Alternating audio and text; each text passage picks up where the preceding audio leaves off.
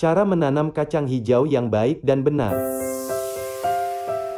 Kacang hijau adalah sejenis palawija yang dikenal luas di daerah tropis. Tumbuhan yang termasuk suku polong-polongan ini memiliki banyak manfaat dalam kehidupan sehari-hari sebagai sumber bahan pangan berprotein nabati tinggi. Mengandung mineral termasuk kalsium dan fosfor yang dapat menguatkan tulang dan rendah lemak. Kacang hijau di Indonesia menempati urutan ketiga terpenting sebagai tanaman pangan legum, setelah kedelai dan kacang tanah. Bagian paling bernilai ekonomi adalah bijinya. Biji kacang hijau direbus hingga lunak dan dimakan sebagai bubur atau dimakan langsung. Biji matang yang direbus dan dijadikan sebagai isi onde-onde, bakpao, atau gandasturi. Kecambah kacang hijau menjadi sayuran yang umum dimakan di kawasan Asia Timur dan Asia Tenggara dan dikenal sebagai tauge. Kacang hijau bila direbus cukup lama akan pecah dan pati yang terkandung dalam bijinya akan keluar dan mengental, menjadi semacam bubur. Dan bisa diolah jadi tepung biji kacang hijau, disebut di pasaran sebagai tepung hungkue. Pembudidayaan kacang hijau banyak dilakukan di berbagai daerah di seluruh Indonesia mengingat tingginya jumlah permintaan pasar konsumen. Kacang hijau dapat tumbuh pada tanah dengan pH optimal 6,7, aerasi dan drainase yang baik, serta tekstur tanah liat berlempung.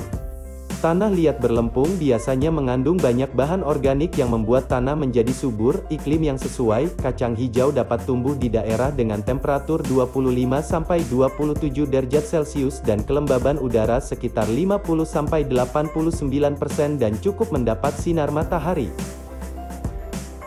Berikut tahapan cara menanam kacang hijau yang baik dan benar. 1. Tahap mengolah tanah. Sebelum proses penanaman, sebaiknya dilakukan persiapan tanah terlebih dahulu.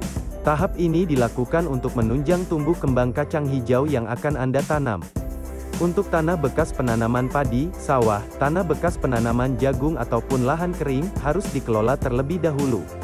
Bersihkan gulma atau rumput liar yang ada pada tanah, setelah itu, cangkul tanahnya sedalam 15–20 cm agar menjadi gembur.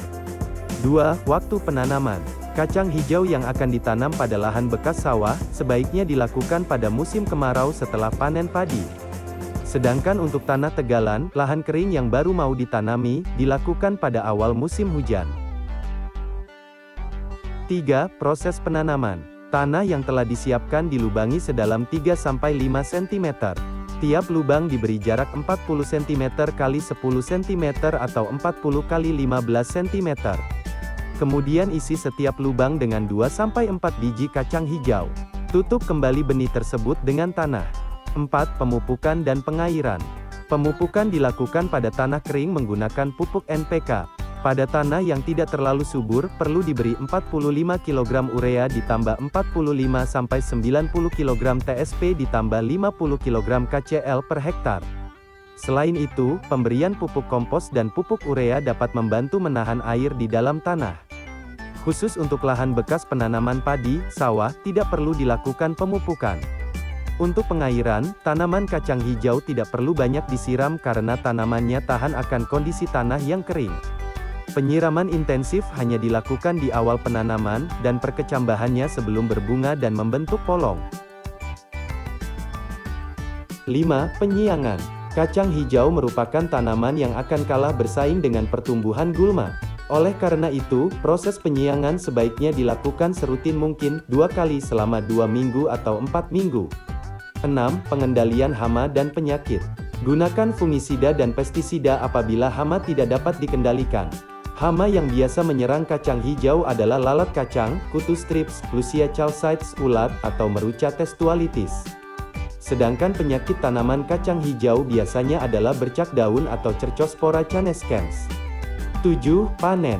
Kacang hijau dapat dipanen saat berusia 58–85 hari setelah tanam.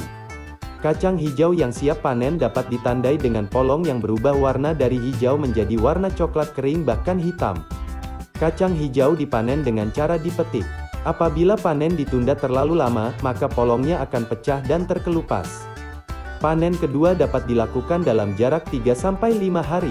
Sesudah dipanen perlu mengeluarkan bijinya dengan cara pengeringan. Pengeringan polong dilakukan selama 2–3 hari di bawah sinar matahari. Pembijian dilakukan secara manual yaitu dipukul-pukul dengan tongkat kayu.